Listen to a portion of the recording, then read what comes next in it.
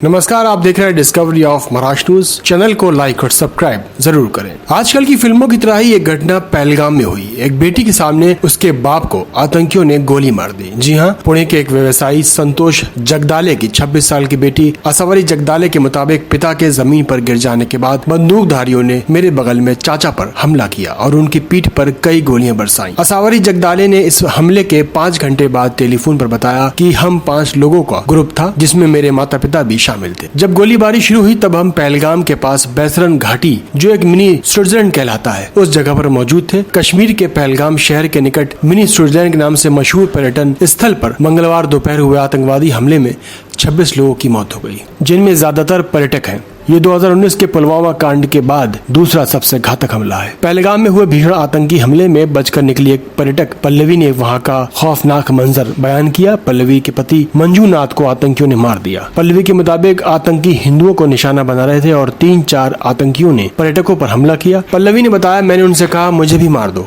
तुमने मेरे पति को पहले ही मार दिया। उनमें से एक ने कहा, मैं तुम्हें नहीं मारूंगा, जाओ अपनी सरकार को ये बता देना। पल्लवी ने बताया कि हमले के फौरन बाद वहाँ के स्थानीय लोगों ने उनकी मदद के लिए आगे आए। 3 स्थानीय लोगों ने उनकी जान बचाई। इस हमले में महाराष्ट्र के 2 लोगों के मारे जाने की और 1 के घायल होने की खबर सामने आई है। मंजूनाथ अपनी पत्नी पल्लवी और अपने छोटे बेटे के साथ घाटी घूमने गए थे। पल्लवी ने हमले के खौफनाक मंजर को याद करते हुए बताया, हम 3 लोग, मैं, मेरे पति और हमारा बेटा कश्मीर गए थे। मुझे लगता है कि हमला दोपहर 1:30 बजे के आसपास हुआ। हम पहलगाम में थे, वो मेरी आंखों के सामने मौके पर ही मर गए। उन्होंने अधिकारियों से अपील की कि सुनिश्चित तौर से मेरे पति का शव जल्द से जल्द शिवमोगा वापस लिया जाए। उन्होंने कहा कि शव को आसानी से नीचे लाया जा सकता है, इसे हवाई मार्ग से ले जाने की जरूरत है। हमले से पहले मंजूनाथ और उनकी पत्नी पल्लवी ने डल झील में शिकारा की सवारी की थी। उधर जम्मू कश्मीर के पहलगाम में मंगलवार को आतंकी हमले के बाद देश में हवाई यातायात का नियंत्रण करने वाले डीजीसीए ने विमान कंपनी को निर्देश दिए हैं। डीजीसीए ने विमान कंपनियों से कहा कि वो श्रीनगर से आने वाली उड़ानों की टिकटों की कीमतों में बढ़ोतरी न करें। डीजीसीए की एडवाइजरी पर इंडिगो ने कदम उठाए।